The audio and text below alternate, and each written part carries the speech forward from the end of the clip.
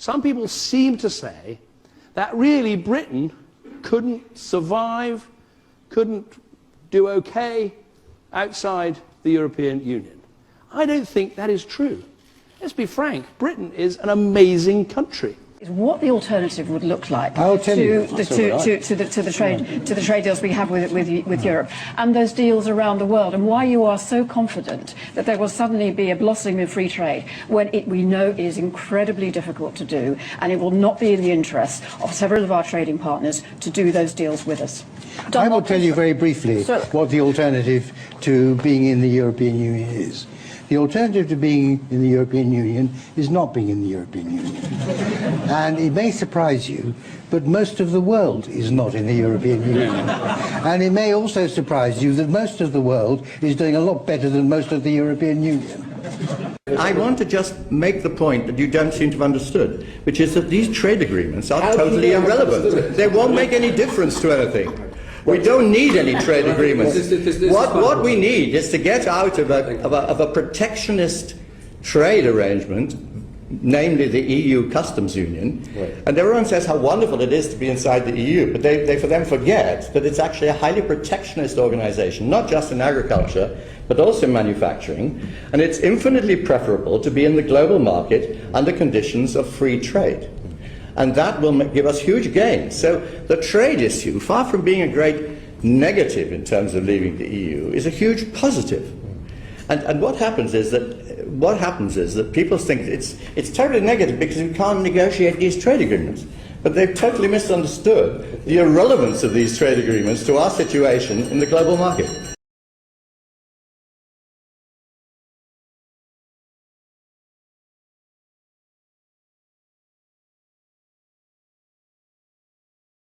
Are you suggesting that from now on, you and others who feel like you should continue a parliamentary struggle to get Britain out? But of course, this is like September 1938. In September, October 1938, I'm sure that the vast majority of Neville Chamberlain had gone to the country.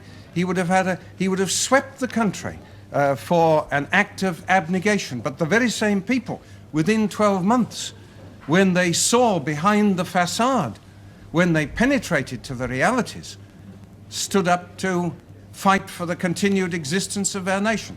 And that's what will happen. And when do you see our 1940 coming, when we're going to stand alone?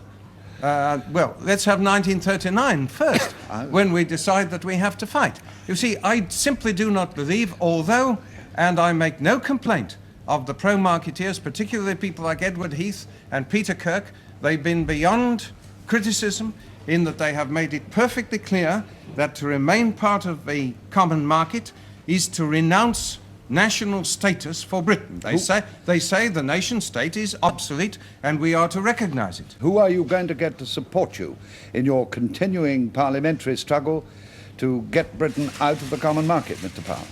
Well, as the House of Commons, week by week, has to debate the consequences of being in the common market, it will, as it tends to do, filter through to wider and wider areas that they were rightly told by people like Edward Heath that this did in fact mean that they would become a province in a new state. Well, now, I do not believe that when that is realized, that it will be assented to. I am still convinced that the people of this country cannot be absorbed into a European state.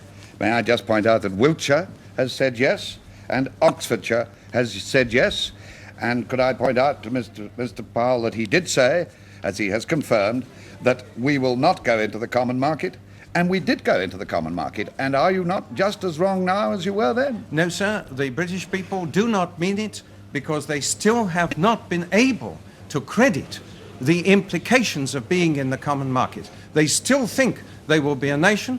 They still think they will govern and tax and legislate for themselves. They are mistaken. It's not the fault of many of the pro-marketeers that they are mistaken, but it is a thing so incredible to them that I'm not inclined to blame them overmuch. But they will learn. Do you think that I brought Mr. Whitelaw in because he came up after you come into the studio and we wanted to have a talk with him, but could I ask you whether you think that the anti-market cabinet ministers should now resign on the grounds that they cannot possibly, as some people would think, not cannot possibly wholeheartedly carry out the job of taking this country into its full European partnership? Well, I think broadly, yes. I don't see how Mr. Benn can possibly continue as a member of a cabinet, having said what he has said in the last few weeks about membership of the community. If he believes, as apparently he does, that between 500,000 and 750,000 jobs have been lost as a result of British membership, I don't see how he can remain a member of a government which is cooperating within Europe. Well, my view on Europe is very simple. We had this bloody war which cost millions of lives, and then we had to decide how we reacted to Europe. And I took the view that having fought them, we should now work with them and cooperate. And that was my first thought about it. Then when I saw how the European Union was developing, it was very obvious that what they had in mind was not democratic.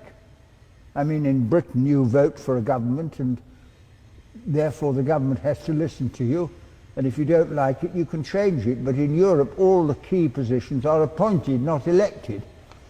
The Commission, for example, all appointed, not one of them elected. And the way that Europe has developed is that the bankers and the multinational corporations have got very powerful positions, and if you come in on their terms, they will tell you what you can and cannot do. And that is unacceptable. And my view about the European Union has always been, not that I'm hostile to foreigners, but I'm in favour of democracy. And I think out of this story, we'll have to find an answer, because I certainly don't want to live in hostility to the European Union, but I think they're building an empire there, and they want us to be a part of that empire, and I don't want that. Now, I don't know if that makes sense to you, but that's my argument.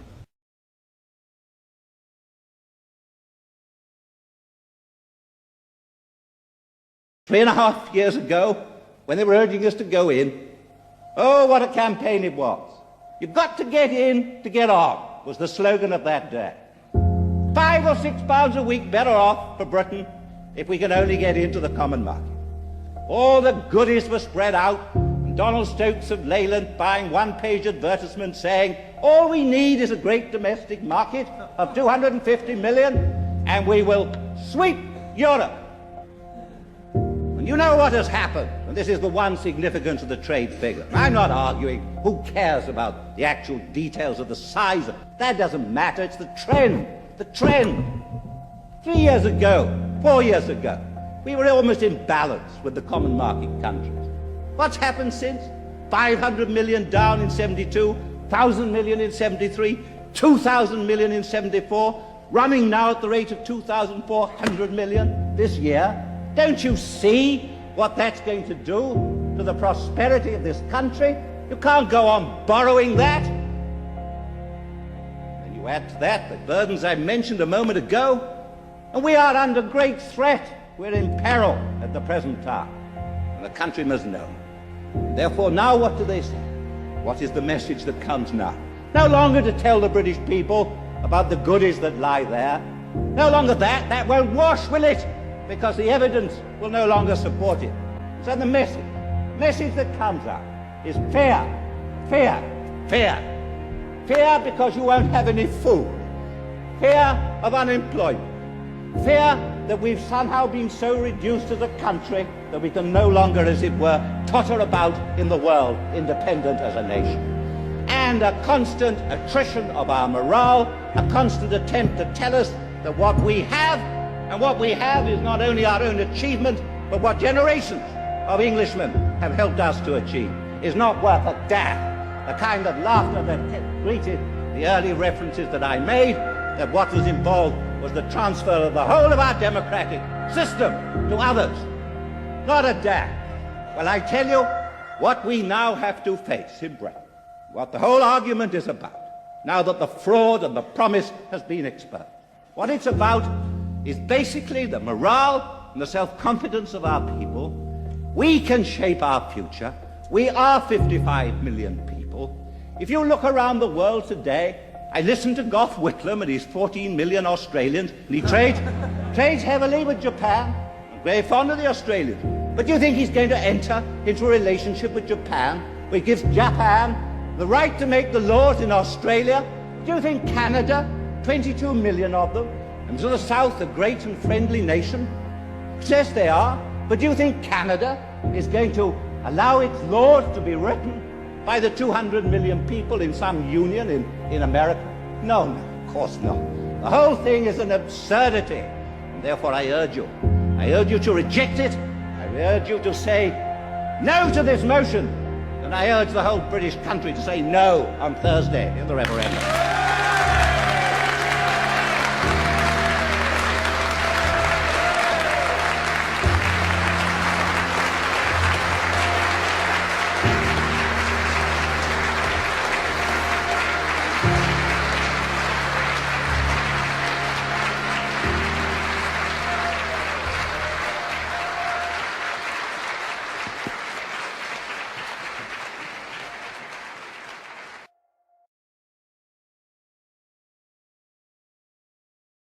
You claim the European Union could cause armed conflict if we leave.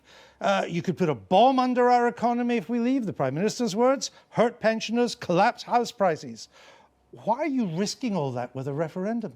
Look, I don't think it's ever a risk in a democracy to ask the people. And all my lifetime, this issue of Britain's membership of the European Union has hung over our economy and our security, and I think it's right that the people decide. You know, I think Britain can be one of the great success stories of the 21st century. We've got the talent, the drive, the connections around the world.